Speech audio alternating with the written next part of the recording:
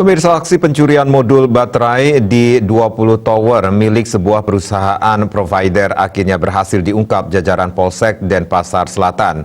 4 pelaku yang diamankan tidak lain adalah teknisi yang bekerja di provider tersebut.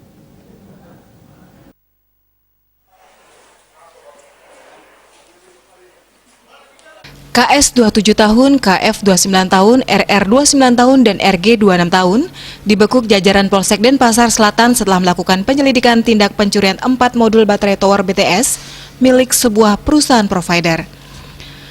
Keempatnya dinyatakan sebagai pelaku setelah ditemukan barang bukti 4 modul baterai yang disembunyikan dengan cara ditutup rerumputan tidak jauh dari tempat kos salah satu pelaku di Jalan Jayagiri, Denpasar.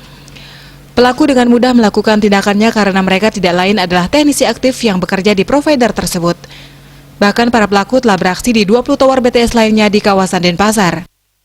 Itu dia. Mencurinya karena jadi yang bersangkutan ini, jadi yang tersangka ini merupakan teknisi di provider itu sendiri. Salah satu apa semuanya? Semuanya. Masih aktif semuanya. Atau sudah aktif? Semuanya masih aktif semua. Rencana mau dijual kemana ini? Untuk dijualnya kita masih didalami lagi, jadi kita amankan seperti ini. Jadi mungkin nanti untuk penjualannya masih kita tanyakan lagi kemana yang biasanya menggunakan yang mencari barang-barang seperti ini. Ditangkapnya di mana? Ditangkapnya di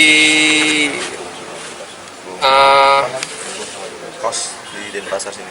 Kos di rumah kosnya ya di wilayah Denpasar, dan ada yang di Kelungkung juga. Pak, kisaran harganya berapa sih Pak? Total kerugian diperkirakan berapa? 8 juta total. Untuk karena ini ada 4 baterai, untuk per baterainya ada seharga 2 juta. Jadi total kerugian sebesar 8 juta. Saat mengambil. Selain mengamankan barang bukti hasil curian, petugas juga mengamankan 1 unit mobil yang digunakan untuk melancarkan aksinya.